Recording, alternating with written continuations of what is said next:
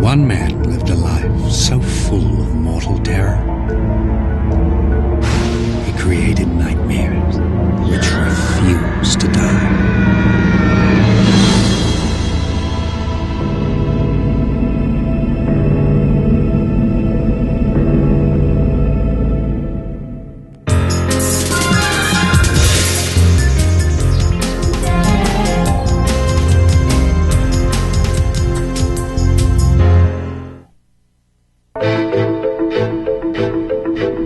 Edgar Allan Poe dug into his own soul to write about the horror that touches each and every one of us. He created a Bible of fear. Fear is the great black cup of coffee to human existence. If you have fear, then you're aware that you are vulnerable and you can do something about it, perhaps. If you don't have fear, you're going to walk out in front of the saber-toothed tiger or in front of the Mack truck and not be around for very long. Edgar Allan Poe is the most psychological writer that ever lived. Yeah. There is nothing of his that he wrote that doesn't have a chord in you somewhere. He has a tuning fork and he hits it and your whole soul vibrates. Edgar Allan Poe's tales of terror were born out of a life filled with tragedy. And he used his suffering to create some of the most potent horror stories ever written.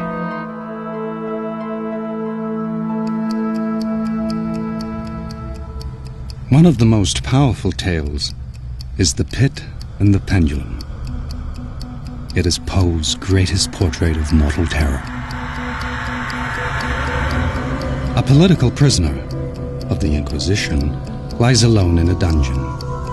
He is wretched and confused. His death is certain. How he will die remains a mystery. I dreaded the first glance at objects around me. It was not that I feared to look upon things horrible, but that I grew aghast lest there should be nothing to see. The intensity of the darkness seemed to oppress and stifle me. The terror in The Pit and the Pendulum is, as he says, not that there might be something to see, but that there is nothing to see. And I think that the Pit and the Pendulum is so awful and such a great representation of utter terror because it is a portrayal of what would happen if you had no stimulation, nothing. Then your mind would take over and the mind would create monsters far more gruesome than anything that the Inquisition could possibly invent. The victim feels his way through the darkness and stumbles. A fathomless pit filled with unimaginable horrors lies before him. He barely avoids its grasp.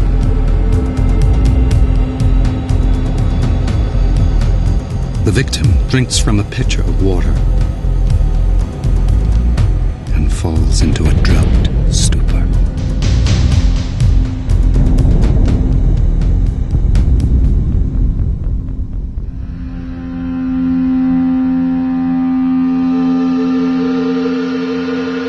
When he awakens, he's bound head to toe.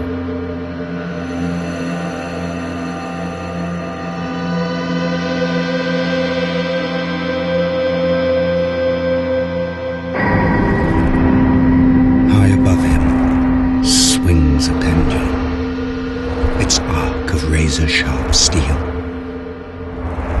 With each sweep, it slowly descends, its blade coming ever closer to his heart.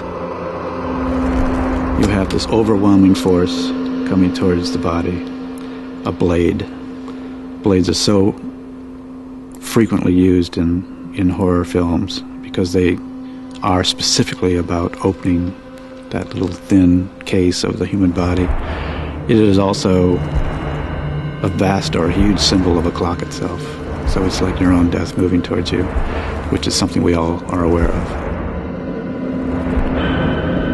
I counted the rushing vibrations of the steel, inch by inch.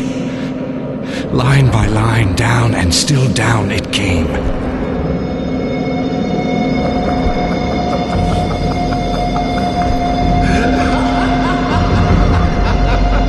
I grew frantically mad and struggled to force myself upward against the sweep of the fearful scimitar.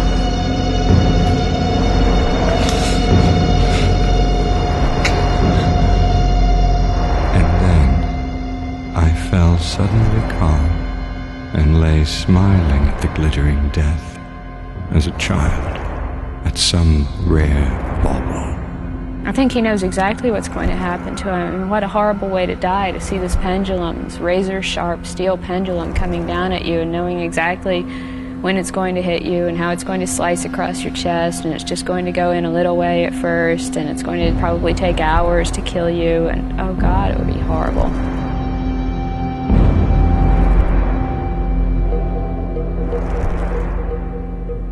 With the blade inches from his chest, the victim sees a ray of hope. It appears in the form of a rat.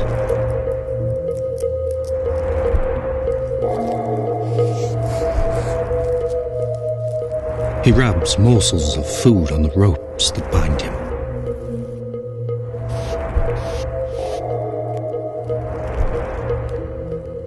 The rats begin to gnaw. They writhed upon my throat. Their cold lips sought my own. The rats chew through the ropes.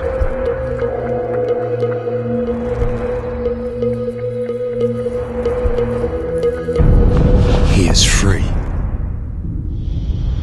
But before he can catch his breath, his cell assumes a ghastly glow. The walls and ceilings are on fire, forcing him toward the dreaded pit.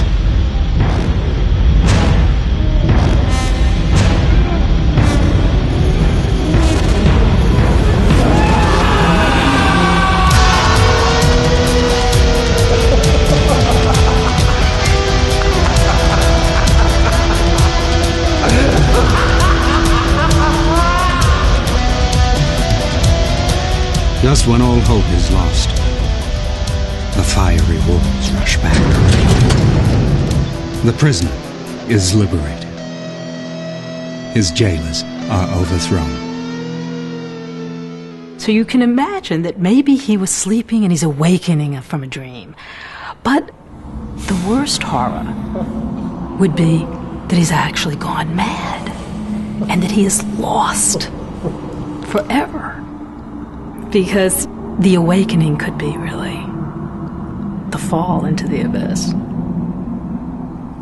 This story expresses in the most graphic and direct ways the most profound human anxieties about all of those forces that threaten us that could possibly lead to our annihilation. It's a cornucopia of frightening images. In some ways, it's a sort of tour de force.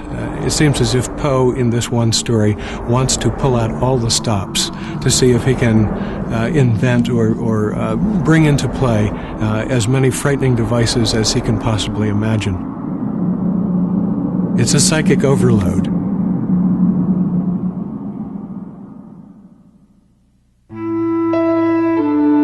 In the early 1800s, Poe was known as a critic and editor.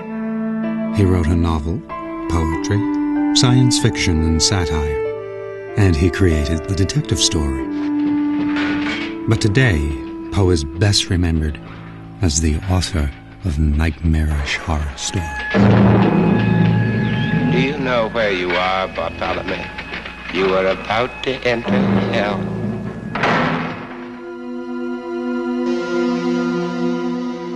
Tales of fear and terror have been a part of humanity since we first put pen to paper.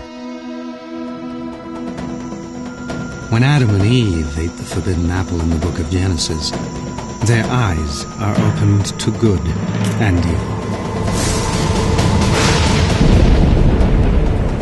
Adam says, "I was afraid." Fear is the most basic of human emotions. I've many times been asked, why would anybody pay money to go and be made afraid? And my answer is, they pay money because they are afraid.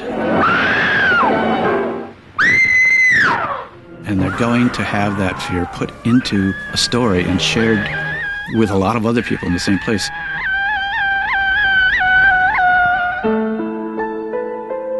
Poe's tales of terror have been read by millions, but his fears were very much his own. Edgar Poe was born in 1809 to David and Eliza Poe, traveling actors. His mother was one of the best-known actors on the American stage, but the family lived in poverty. When Edgar was 2, his alcoholic father abandoned the family. His mother, Eliza, was left with nothing but the 2 children. Poverty took its toll. Young Eliza came down with tuberculosis, and after a lengthy disease, she died. Eliza Poe was just 24. Edgar was 3 years old. In Poe's case, both his parents died early, and his father was an alcoholic and a failure, setting up a kind of pattern that Poe deliberately or unintentionally would follow throughout his life. And the mother became this kind of, lost figure. She dies of TB. And then she just kind of fades out of Poe's life, and she becomes this sort of ghost, strong ghost in his memory.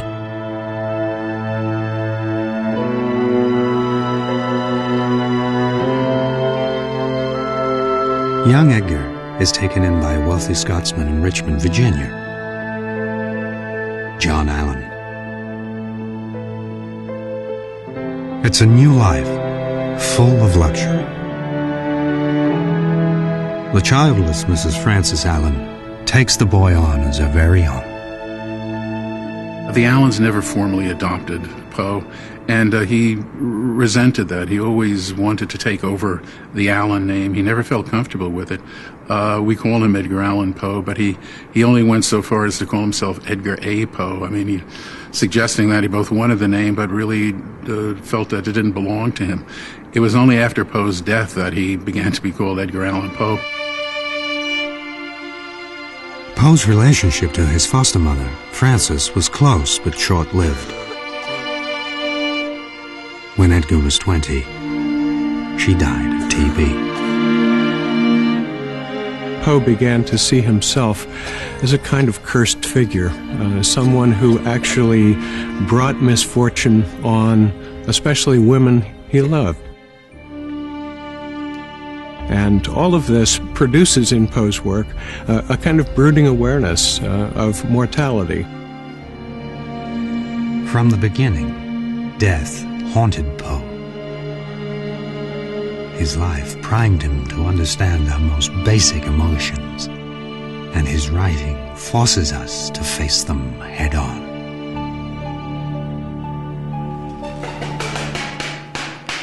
Like Poe, Vendela Zane understands the nature of fear.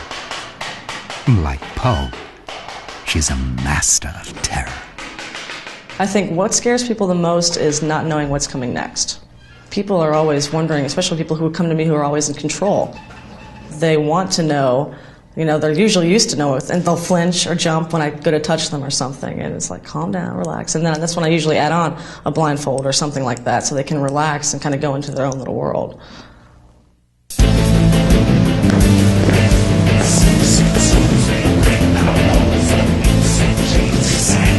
Vendela Zane calls herself a a dominatrix.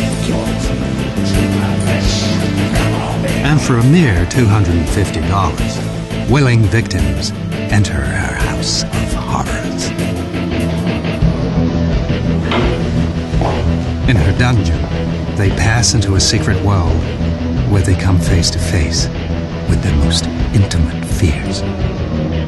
People see dungeons as something that's forbidden, an escape. So when they come down here and they see what I have, they automatically go back to what fantasies and stories they've probably read when they were younger, whether it's about Poe or whether it's about other writers that have written about dungeons or sensory deprivation or bondage or things like that. I guess that could be considered a person's personal horror story or secret. I think what I do is important because I help people express and confront their fears. It's a little bit of both. I think a lot of the best horror literature is about exploring our taboos and exploring why they are our taboos, trying to explore what they mean to us and why they disturb us so deeply. And I think Poe did that as well as any writer who's ever lived. Edgar Allan Poe was on intimate terms with the forbidden.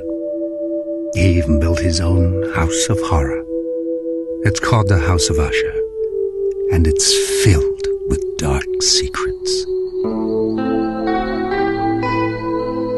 Poe's story, The Fall of the House of Usher, opens with the narrator arriving at a gloomy mansion. He's been summoned by his childhood friend, Roderick Usher.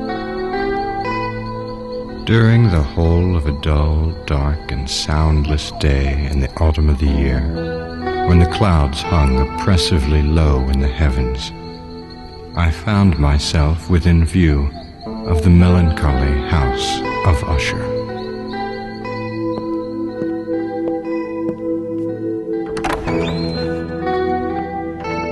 He arrives at the house unsure of what to expect.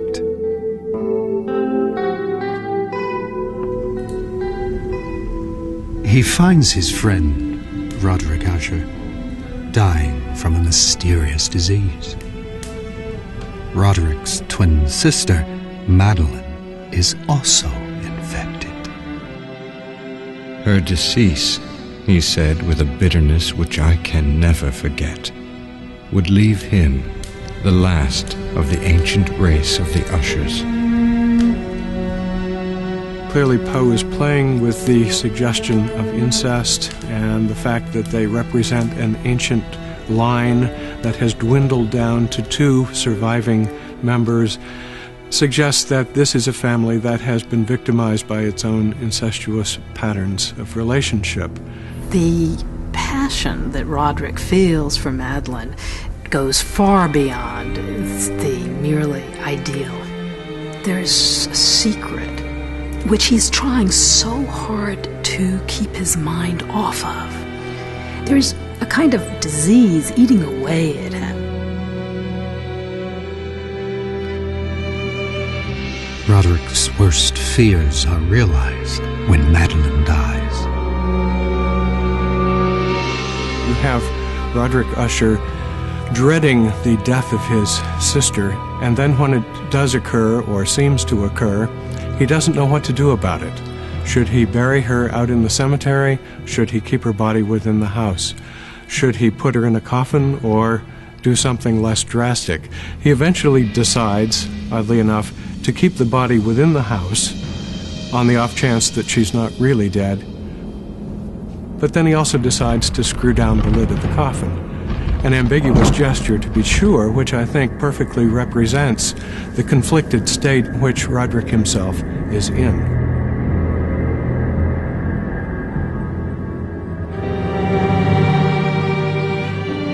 Though his sister is laid to rest, Usher is filled with fear. Unable to sleep, he sits with his guest late into the night. Outside, a storm rages. A shriek echoes through the house. An iron door creaks open. Usher is terrified. Not hear it? Yes, I hear it, and have heard it. Many minutes, many hours, many days have I heard it, yet I dared not speak. We have put her living in the tomb. The door opens. It is Madeline.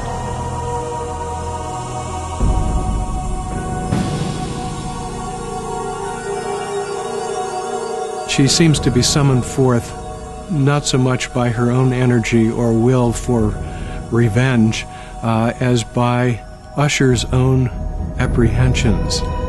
It's as if he draws her forth from his own unconscious.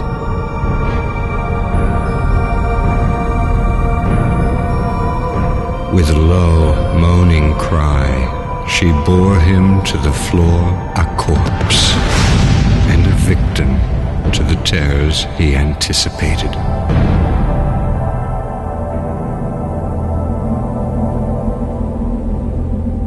The end is this terrible apocalyptic embrace where the two of them together fall.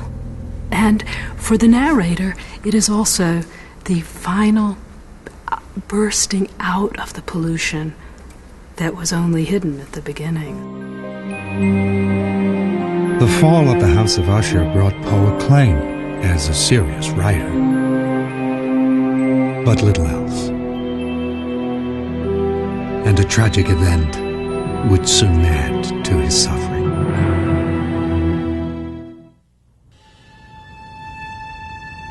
Westminster Hall, Baltimore, Maryland. The anniversary of Edgar Allan Poe's birth.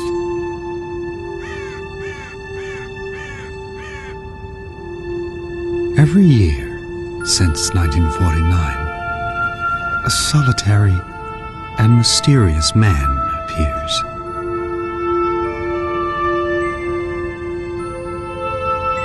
Lays 3 red roses and a bottle of French cognac on Poe's grave.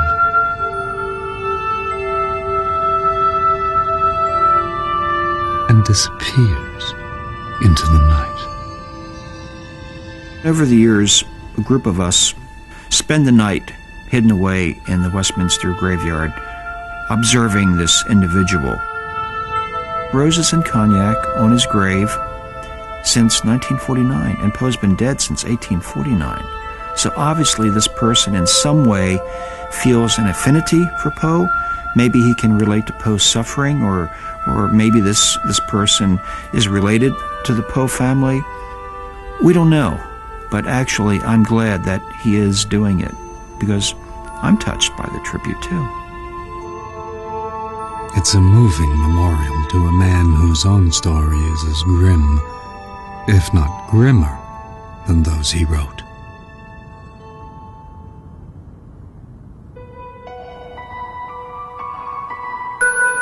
At the age of 27, left by his father, bereft by the deaths of his mother and foster mother, Edgar Allan Poe creates his own family. While staying with his aunt in Baltimore, he falls in love with her daughter, Virginia, his first cousin. When they marry, she is 13 years old.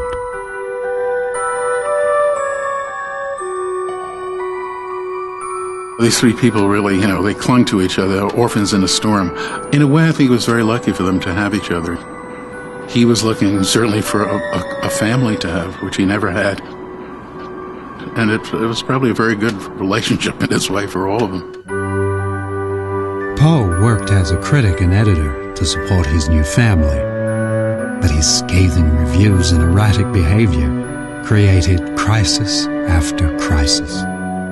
Poe destroyed his own chances again and again for literary opportunities through bad luck, through poor judgment, through unfortunate timing. Again and again in Poe's life, there are moments when Poe seems just on the verge of becoming a truly successful writer in an American sense, and the bottom falls out.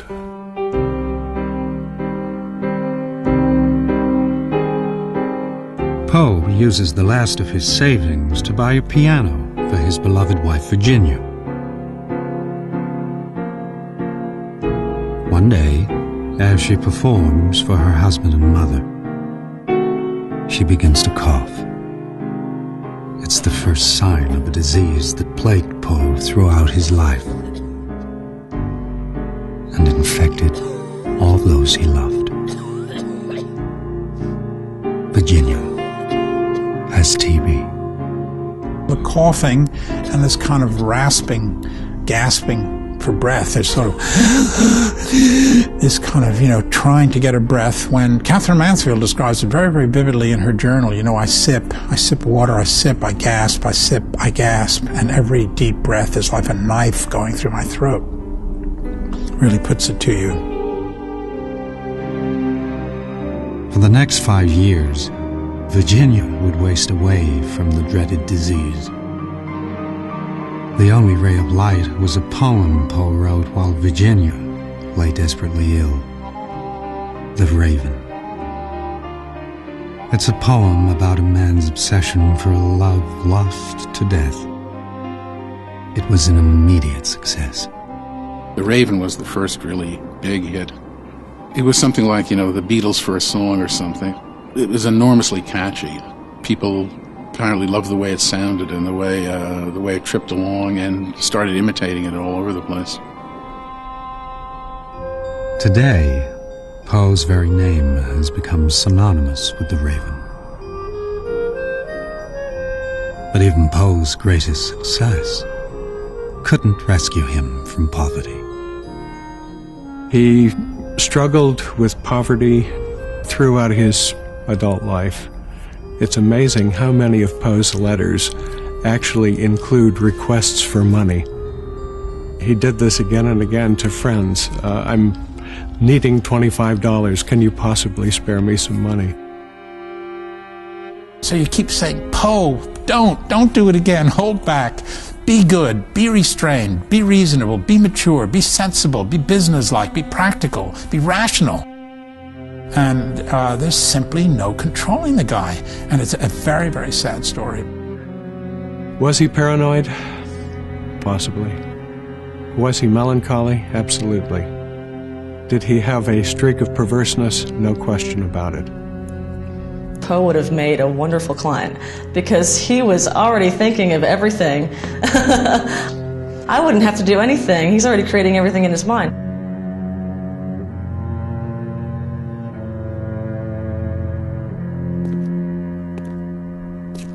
As death shadowed his every step, Poe continued to explore his deepest fear. Fear of losing a loved one. Ligeia is a tale about a man's obsessive love for one woman and his desperate fear that she will die and disappear forever. Ligeia is beautiful, she is brilliant, and she is kind. In beauty of face, no maiden ever equaled her. It was the radiance of an opium dream, an airy and spirit-lifting vision. She came and departed like a shadow.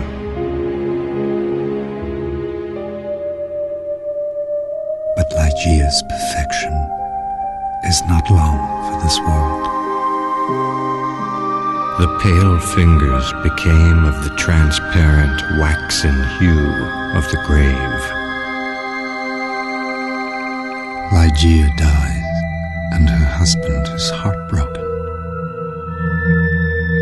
He retreats from the world of the sane into the world of an opium addict. In his grief-stricken madness, he marries another woman.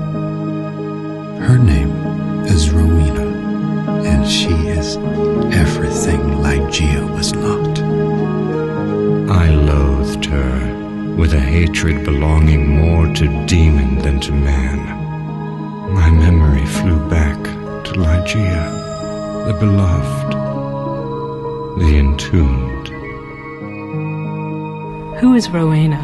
Rowena is actually this blonde-haired, beautiful cipher.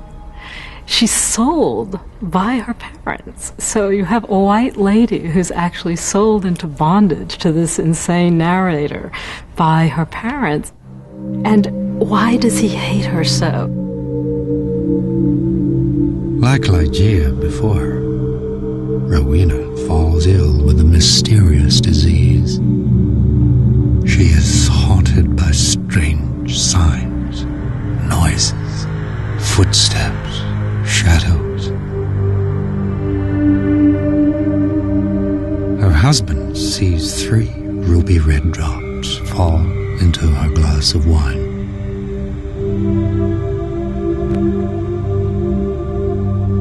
Is he hallucinating? Has he poisoned her?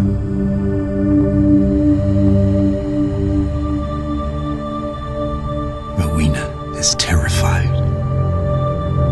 Her husband is deep within an opium trance. Reality and fantasy blur.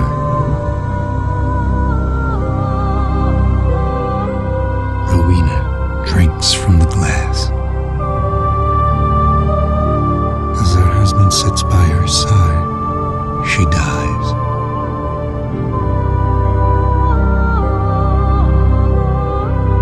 I sat alone with her shrouded body in that fantastic chamber which had received her as my bride. Wild visions, opium-engendered, flitted, shadow-like before me.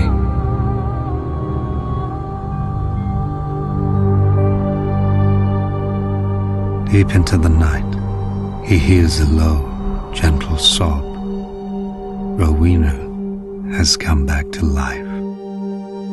I felt my heart cease to beat, my limbs grow rigid. Rowena still lived.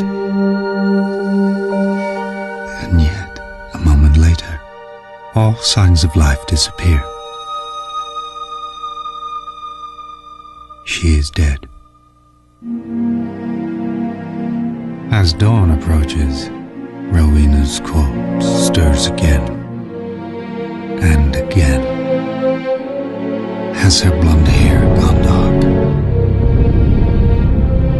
Her blue eyes turn brown.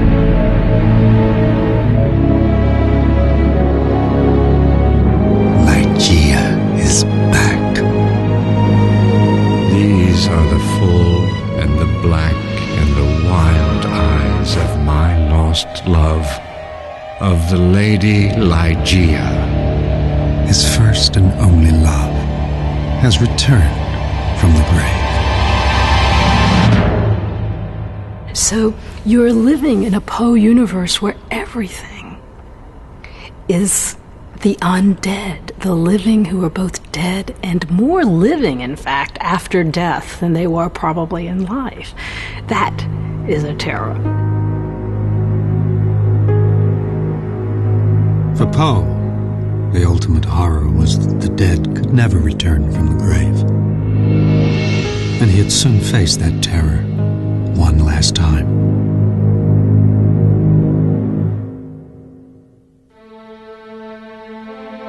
On January 30th, 1847, Edgar Allan Poe's wife, Virginia, died of tuberculosis.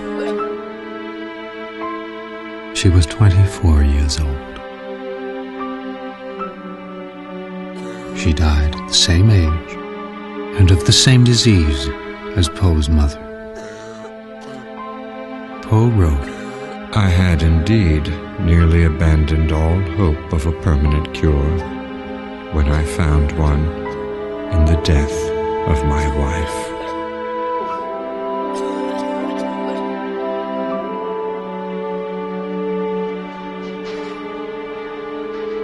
In the end, Poe's answer to his beloved wife's death was drink. And he drank in this strange way, very rare. He would go to a bar and he'd just drink one drink and then another and then another and another, almost like a man coming out of a desert, not having enough water and just having to throw down all these glasses of water one after the other to finally finish. And of course, after one or two or three of these glasses, where other harder drinkers could survive, Poe was a falling down drunk. He might have abused substances, you know. He liked to push the envelope. You know, he was kind of the Kurt Cobain of the day in a way. He pushed against all the restrictions, and I think he also was probably dealing with his own personal demons in a very real way. In the last year of his life, Poe suffered his first attacks of delirium tremens. Hallucinations brought on by excessive drinking.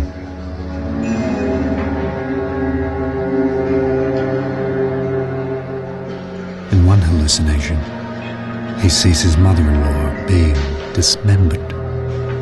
Poe describes watching them. First, saw off her feet at the ankles, then her legs to the knees, her thighs at the hips.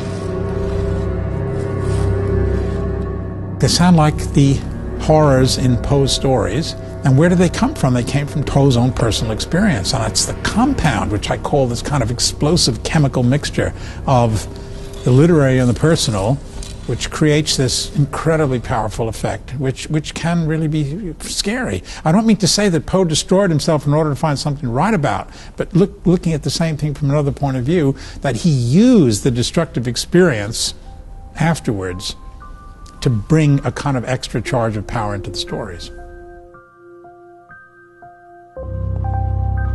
One of Poe's most famous stories, The Telltale Heart, reads like his nightmarish hallucinations.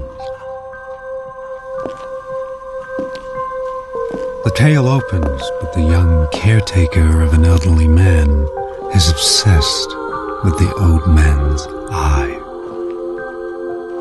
True. Nervous. Very, very dreadfully nervous I had been and am. But why will you say that I am mad? It is impossible to say how first the idea entered my brain, but once conceived, it haunted me day and night. Object there was none. Passion there was none. I loved the old man. He had never wronged me. I think it was his eye. Yes, it was this. One of his eyes resembled that of a vulture. Whenever it fell upon me, my blood ran cold. And so, by degrees, very gradually, I made up my mind to take the life of the old man. I think what sets The Telltale Heart apart and makes it particularly chilling is the way that Poe stages the story from the perspective of the killer and allows us to see that there's an absolute disconnect here between the narrator's intelligence, his intellect, his ability to organize a crime, and any human sentiment that might accompany the action. There is none. Night after night, he enters the old man's room, but his eye is closed. And so it was impossible to do the work. For it was not the old man who vexed me, but his evil eye. You have a simple room with an old man and a vulture eye, and then you've got this character who is looking through the door. It's an incredible, incredible scene. It is merely the walls, the bed, and the door.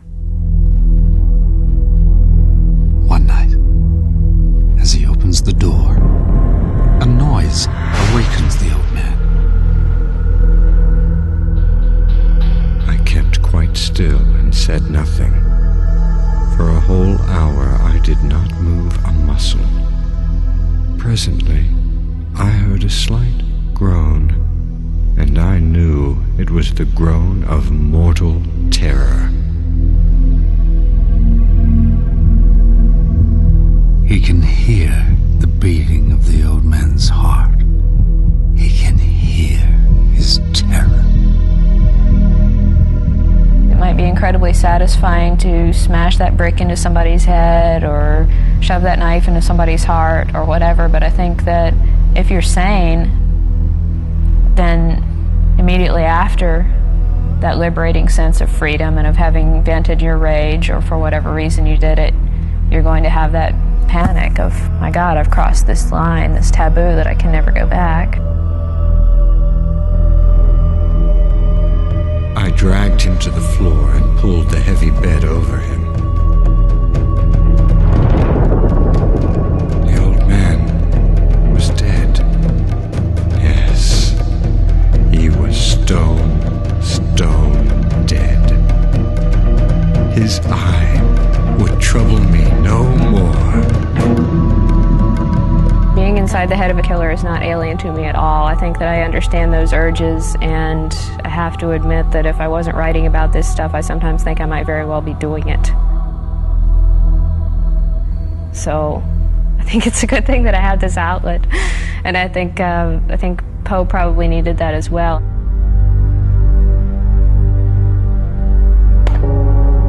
The young man cuts up the corpse. He slices off the head, the arms, the legs,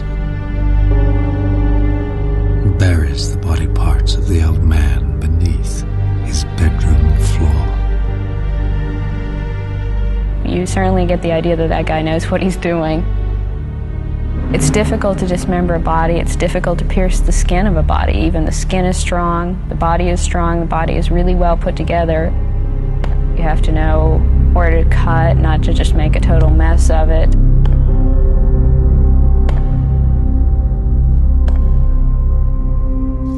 He washes all traces of blood from his hands and from his clothes. In the middle of the night, police officers knock at the door. A scream has been heard. The police are investigating. The young man invites them in for tea and seats them over the floor where he's buried the body of the old man.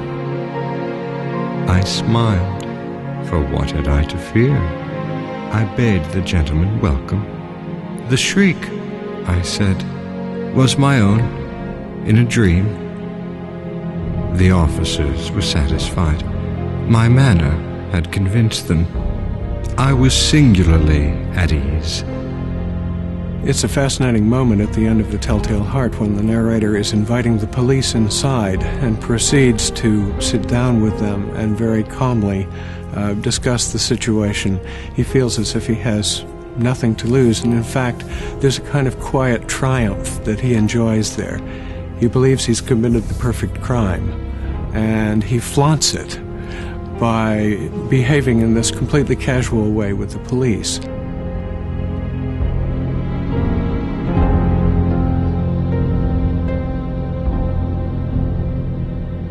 But before long, his head begins to ache. He hears a ringing in his ears.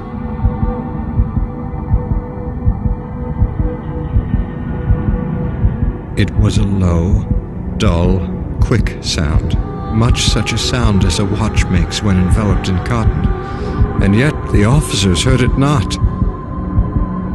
Why would they not be gone?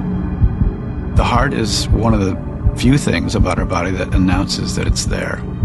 Mostly we're not really aware too much of what our interior is up to. The heart, you can hear, you can feel it. It's like a clock. I think there's something very, very primal about the beating of the heart.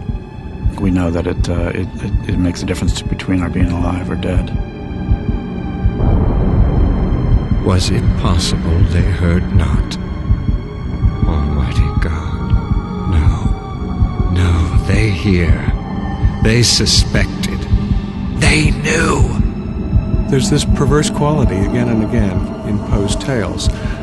It's no good to create a perfect crime if someone doesn't know about it. There's something within that has to get out. I felt that I must scream or die. Villains, I shrieked! I admit the deed! Tear up the planks! Here! Here! It is the beating of his hideous heart! And I think that's the terror that Poe's tales also leave us with. That no matter what you do, once you have seen or thought something horrible, there will always be ways for it to return. Things never die in Poe.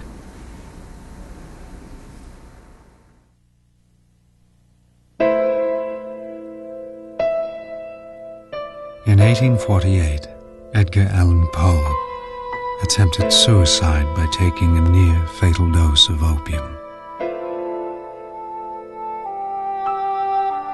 He went through mad bouts of drunkenness, but always continued to write. He became increasingly desperate. I mean, after Virginia died, the desperation really set in. I mean, when the family that he had finally found broke up all over again, then he sort of went crazy. I think he had just about a blueprint for being unhappy and creative and crazy and miserable.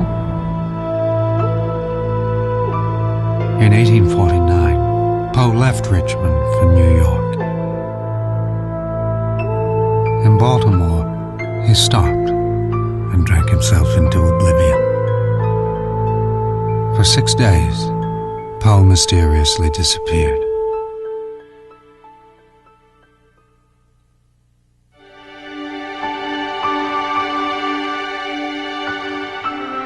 When he resurfaced, he was delirious and desperately ill. For 3 days, Poe lay in a Baltimore hospital bed, falling in and out of consciousness. Finally, exhausted and weary, he became quiet and seemed to rest for a short time. Then he looked up and said, "Lord, help my poor soul," and died. He was 40 years old.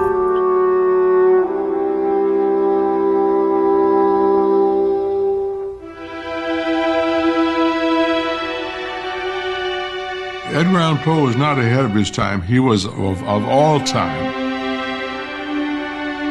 We write what we write. We are born genetically to do what we do. God puts the genetics in your body. If you're smart, you use them. So there's no time to that. He was born to be Edgar Allan Poe. An artist doesn't feel anything different from the rest of us except he or she can articulate it. It's like we're all living with, in a world of fireflies, and we admire them and we love to have one, but certain people can pluck them out of the air and put them in the bottle for us. And I think Poe did it for that sort of sphere of mental anguish and longing and kind of voluptuous fears and jealousies and hatreds and everything else that he caught,